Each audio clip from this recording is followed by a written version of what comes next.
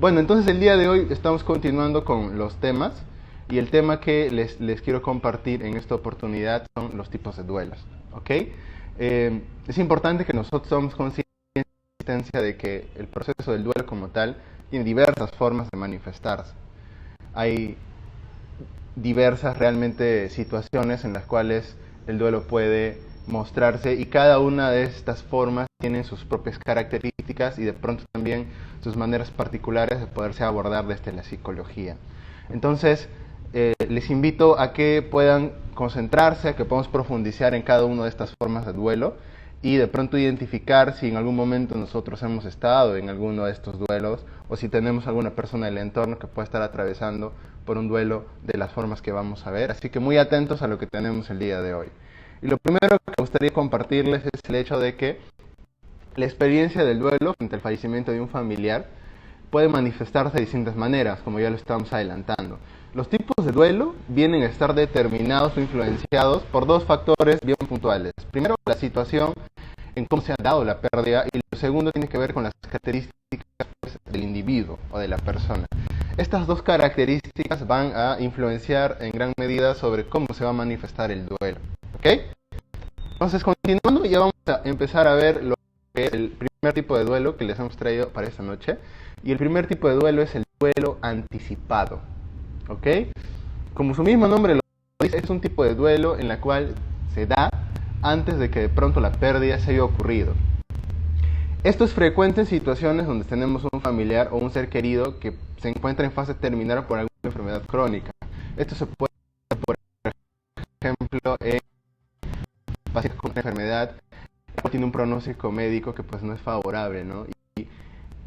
Y esta noticia de pronto el saber que el familiar le queda algunos días, algunas semanas de vida, ya sirve de detonador para generar en los parientes, en las personas cercanas a este familiar que está en enfermedad terminal, les da tiempo o detonen la experiencia del duelo como tal. Nosotros ya veníamos hablando de que el duelo como tal es una experiencia de pérdida, ¿no? Pero acá hay algo muy particular. El familiar, si bien es cierto, está, por así decirlo, vivo, pero muy delicado, aún así el proceso de duelo ya empieza a darse.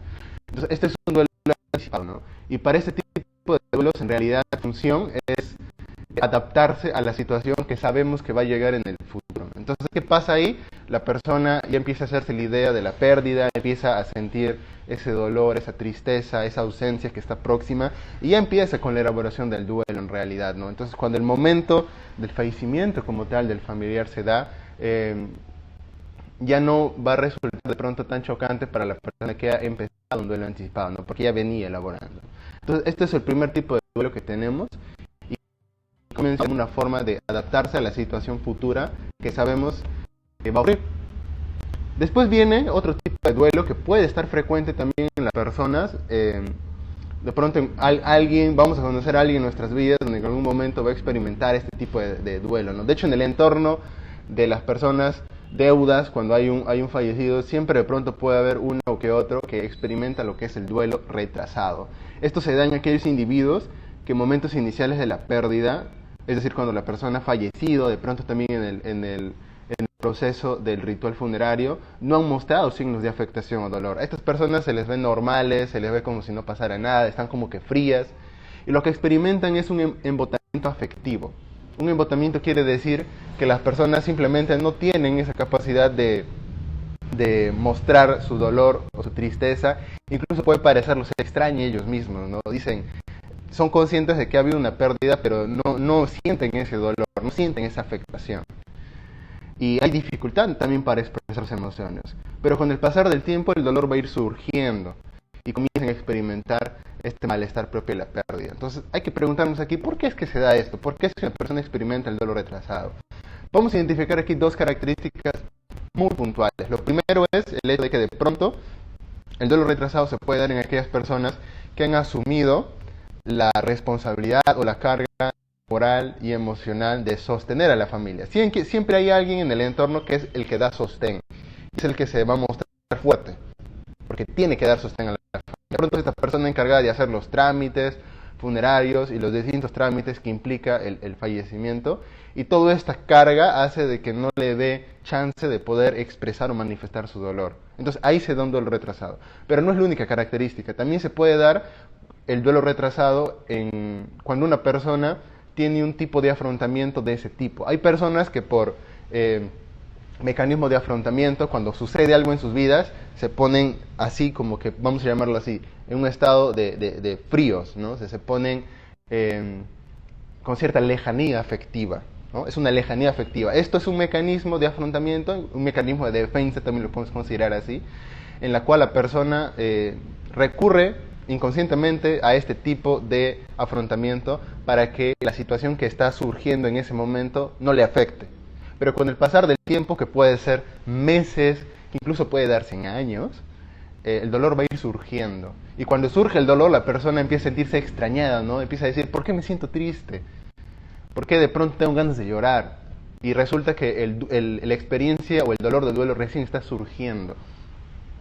Entonces, esto puede surgir en nosotros, en alguna persona en nuestro entorno, y aquí hay que tener cuidado si empezamos a experimentar este tipo de situaciones donde empezamos a sentirnos tristes, sin una causa aparente. Es importante aquí poder buscar ayuda, ¿no? Hablar, permitir de pronto que ese dolor nos guíe de dónde viene, y no estaría mal buscar una ayuda de corte psicológica para poder procesar este duelo retrasado. El siguiente duelo que tenemos para ustedes es el duelo ambiguo. Y se dan situaciones de pérdida no resuelta, como en el caso de personas desaparecidas, que es muy común cuando hay desastre natural, un deslizamiento de tierra, de pronto puede ser también un terremoto o una inundación, y el cuerpo de la persona como tal no está. O sea, sabemos que hay una ausencia, pero no vemos el cuerpo físico. Entonces muchas veces las personas sienten psicológicamente presentes al fallecido, porque de pronto no ven el cuerpo como tal del fallecido, y esto genera una cierta situación de duelo ambiguo. ¿Ok? También se puede dar en situaciones de rapto, de secuestro, cuando de pronto no se ve el familiar. Es también un duelo ambiguo. También se da en situaciones donde algún familiar está atravesando una enfermedad neurodegenerativa, como lo puede ser la enfermedad del Alzheimer. ¿Qué es aquí? Tenemos al familiar en el cuerpo presente, está físicamente allí, pero no es el mismo, su psicología no es la misma, su personalidad se ha perdido. Eso ya es un duelo también. O bueno, ahí empieza a producirse un proceso de duelo, pero es extraño, ¿no? Porque estamos acostumbrados de pronto al duelo, que es un fallecimiento, sabemos que está ahí, lo velamos, hacemos un ritual funeral, todo lo demás, pero en estos dos casos no se da de esa manera. Entonces es como si algo faltase. Y el duelo no puede llegarse a concretar al 100%, y las personas muchas veces en situaciones no saben cómo manejar su tristeza, muchas veces su ira, esa sensación de incertidumbre frente a lo que están viviendo con el familiar. Y aquí es importante también buscar ayuda, conversar sobre ello, buscar una manera de que nos puedan ayudar a gestionar eso que está surgiendo en nosotros, para poder sobrellevar esta situación que es muy complicada. Ya si de por sí el duelo es complicado, un duelo ambiguo lo es aún más, por la situación misma que lo caracteriza. Continuando, tenemos otro tipo de duelo, que es el duelo crónico o patológico. En este tipo de duelo, la persona doliente siente que la pérdida se ha producido hace poco. Sin embargo, ya ha pasado bastante tiempo desde que ha surgido la pérdida, ¿no? Aquí hablamos de que esto puede ocurrir cuando ya ha pasado más de un año, mucho tiempo, varios años, y el individuo es incapaz de rehacer su vida y está sumergido en los recuerdos del fallecido. Aquí también es muy común, en este tipo de duelo crónico o patológico que estamos describiendo, es muy común que la persona siente que el rehacer su vida es como un insulto a la persona fallecida. O sea, en su mente, en su creencia, no concibe la idea de poder rehacer su vida, porque eso sería como ignorar, como si faltar a la persona que ha partido. Y tratan de mantener todo como antes estaba. Y viven sumergidos de pronto en un proceso o en una experiencia de negación constante, donde recuerdan al fallecido, están muy tristes todo el día, lo recuerdan todo el tiempo. Y esta es una situación donde realmente aquí no solamente va a ser necesaria una ayuda de corte psicológica, sino también una ayuda de parte de un psiquiatra, porque un duelo crónico ya es algo bastante fuerte, donde la persona de todas maneras va a necesitar algún tipo de medicación que lo va a determinar esto el psiquiatra, y se va a tener que iniciar aquí un trabajo conjunto, ¿no? Entonces, si de pronto en algún momento tenemos una persona que tiene estas características, donde no ha superado una pérdida, está muy sumergida en el dolor que le ha provocado, ya ha pasado mucho tiempo, está en negación, es necesario que podamos llevar a esta persona con ayuda de corte psicológica y de pronto también psiquiátrica para poder ayudar a superar esto, que es un dolor muy grande que de pronto no lo puede manejar porque lo está sobrepasando. Y ya para finalizar este espacio, vamos a tener el tipo de duelo normal, que es importante también mencionarlo para hacer este contraste entre los duelos que hemos mencionado. Y antes de continuar, yo quisiera mencionarles de que ya pueden realizar sus preguntas en la caja de comentarios y también sus impresiones o comentarios sobre el tema de hoy. Así que vamos con el duelo normal. Para esto es importante señalar que toda experiencia de duelo es dolorosa. Esto ya lo hemos abordado y lo hemos hablado muchas veces. Es inevitable el dolor que provoca una pérdida.